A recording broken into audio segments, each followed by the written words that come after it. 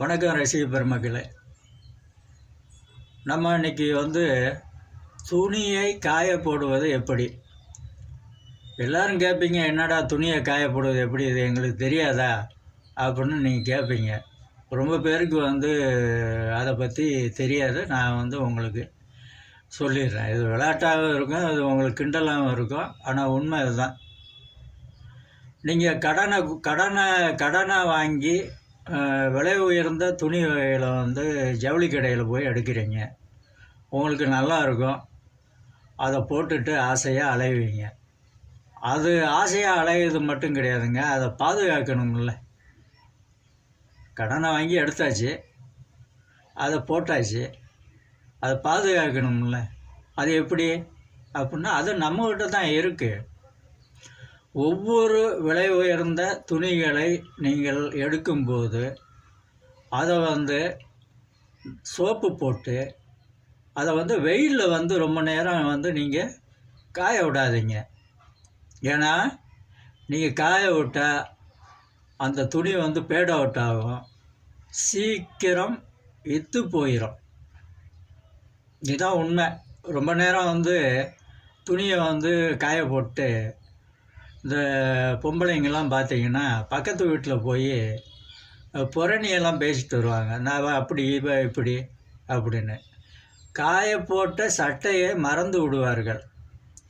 திடீர்னு நைட்டில் அவங்களுக்கு ஏன் வரும், ஓடி போய் ஐயோ மொட்டை மாடியில் நான் துணியை காய போட்டேன், இல்லை வீட்டுக்கு முன்னாடி கொடியை கட்டி காய போட்டிருந்தேன், எடுக்க மறந்துட்டேன் அப்படின்னு சொல்லி ஓடி போய் துணியை அந்நியாரம்லாம் எடுத்துகிட்டு வருவாங்க.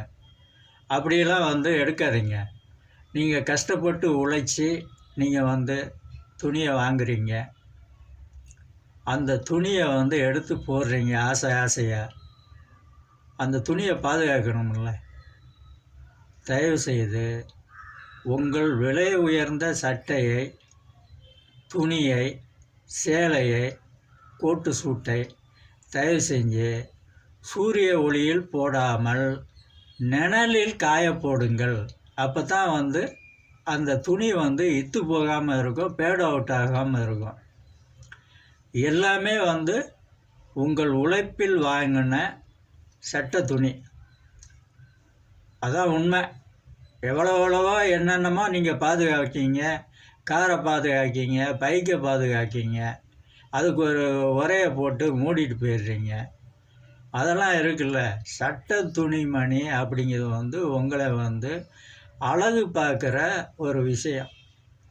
உங்கள் அழகை உங்களுக்கு அழகை கொடுக்கக்கூடிய சட்டை, பேண்ட்டு, சேலை, சட்டை, கோட்டு இதான். இதையும் கொஞ்சம் பாதுகாருங்க. தயவு செஞ்சு சூரிய ஒளியில் ரொம்ப நேரம் போட்டு இந்த சட்டை துணிகளை தயவு செஞ்சு வீணாக்கிறாதீங்க. முடிந்தவரை உங்கள் பேண்ட்டு, சட்டை, சேலை எல்லாத்தையுமே நிழலில் காய போடுங்க.